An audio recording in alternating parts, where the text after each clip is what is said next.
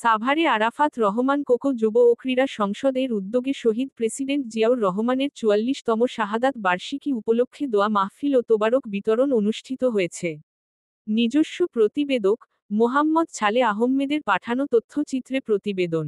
আজ ৩০ মে বাংলাদেশ জাতীয়তাবাদী দল বিএনপির প্রতিষ্ঠাতা শহীদ প্রেসিডেন্ট জিয়াউর রহমানের ৪৪তম শাহাদত বার্ষিকী উপলক্ষে দোয়া মাহফিল ও তোবারক বিতরণের আয়োজন করে আরাফাত রহমান কোকো যুব ও ক্রীড়া সংসদ। সাবেক ছাত্রনেতা ও আরাফাত রহমান কোকো যুব ও ক্রীড়া সংসদের কেন্দ্রীয় সাংগঠনিক সম্পাদক আল শাহরিয়ার নাদিমের সভাপতিত্বে উক্ত অনুষ্ঠানে প্রধান অতিথি হিসেবে উপস্থিত ছিলেন ঢাকা জেলা বিএনপির সাবেক সাংগঠনিক সম্পাদক রাশেদুল আহসান রাশেদ। অতিথি হিসেবে উপস্থিত ছিলেন আরাফাত রহমান কোকো যুব ও ক্রীড়া সংসদের কেন্দ্রীয় সভাপতি আলমগীর হোসেন লাবু। এই সময় অন্যান্যদের মাঝে আরও উপস্থিত ছিলেন সাভার পৌর বিএনপির সাবেক আইন বিষয়ক সম্পাদক আনোয়ার হোসেন, ঢাকা জেলা ওলামা দলের আহ্বায়ক এইচ.এম. মাসুদ, ঢাকা জেলা ওলামা দলের সদস্য সচিব রবিউল আওয়াল, ঢাকা জেলা উত্তর ছাত্রদলের যুগ্ম সাধারণ সম্পাদক রাকিব খন্দকার, সাভার সরকারি কলেজ ছাত্রদলের সিনিয়র সহ সভাপতি হাসিবুর রহমান পিয়াস, সাভার পৌর ছাত্রদলের সভাপতি প্রার্থী শহীদুল ইসলাম সোহাগ ও সাভার পৌর যুবদল নেতা আল ইসলাম সহ বিএনপির অঙ্গ সংগঠনের নেতৃবৃন্দ।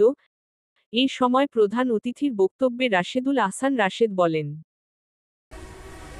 আপনারা জানেন গত 17 বছর স্বৈরাচার খুনি শেখ হাসিনা বাংলাদেশের ক্ষমতা দখল করে রেখেছিল। এই 17 বছর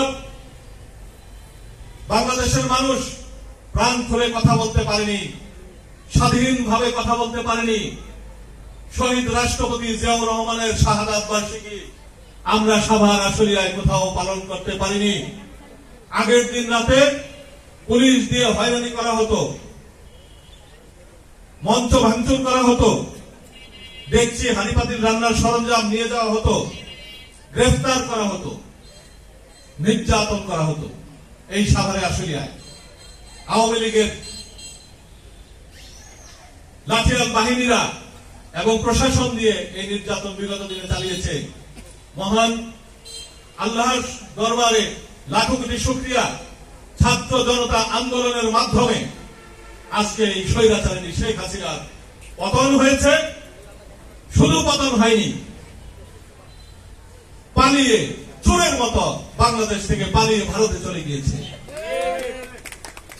এই যে শেখ হাসিনার আওয়ামী লীগের নির্যাতন, বাংলাদেশের মানুষকে ভোটাধিকার থেকে বঞ্চিত করা, 17 বছর মানুষকে ভোট দেওয়ার স্বাধীনতা ছিল না, ভোট দিতে পারেনি। এই ব্যাংকটাউনে আওয়ামী লীগের সন্ত্রাসীরা বাড়ি হলে চাঁদা ধরত, এক গাড়ি ইটা ঢুকলে সেখানে চাঁদা ধরত। মানুষ স্বাধীনভাবে বাড়ি ঘরের কাজ করতে পারত না।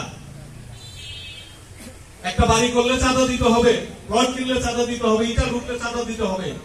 এই অবস্থা ব্যাংকটাউনে ছিল। কিন্তু হাসিনা, স্বৈরাচারিণী খুনি হাসিনা 5 আগস্ট পতনের পর 6 আগস্ট আমি ব্যাংকটাউনে ঢুকে ঘোষণা করেছি যে ব্যাংকটাউনে আর কোনো চাঁদাবাজি হবে না, আর কোনো দখল হবে না, কোনো সন্ত্রাসী হবে না, কোনো মাদকের কারবার হবে না।